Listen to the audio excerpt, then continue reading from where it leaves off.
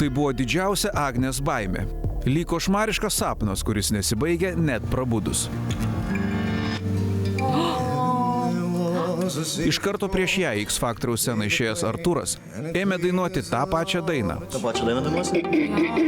kurią šiam pasirodymui buvo pasirinkusi ir ilgai repetavo Agnė.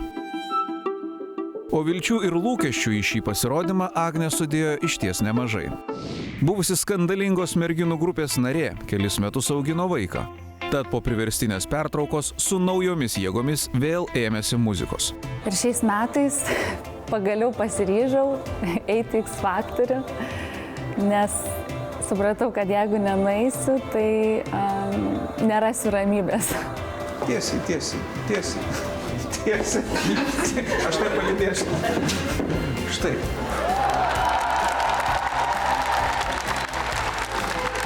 Ir pop grupėje teko dainuoti. Kokioj grupėje? BM. Boniem? Iššifravus, ką tai reiškia? BMW. Būk mano. Iššifravus reiškia blogos mergaitės.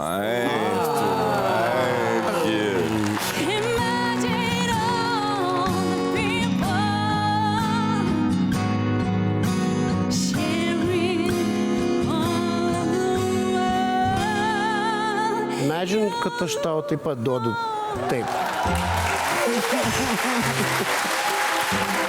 Manau, kad scenoje aš būnu pati nuoširdžiausia. Todėl, kad scenoje, kai pradedi dainuoti, tiesiog labiausiai įsijungia būtent širdies balsas ir tuo momentu nebelieka tų minčių. Tikrai, kaip aš atrodysiu ar kaip aš tiesiog natūraliai vyksta viskas. Štai taip. Kai esi pasiruošęs, jokios pertraukos nebaisios. O kaip bus dabar? Kaip dainuot dainą, kuri ką tik suskambėjo scenoje? Laisva liko tik paskutinė kėdė.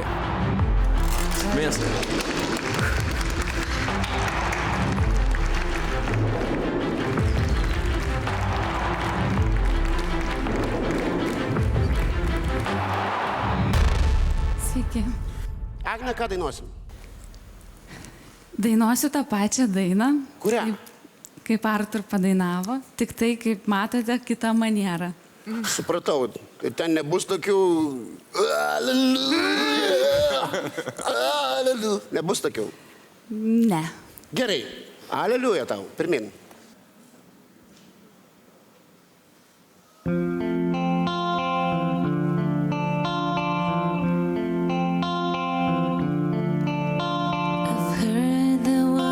Secret code that David played and it plays alone, but you don't really care for music, do ya?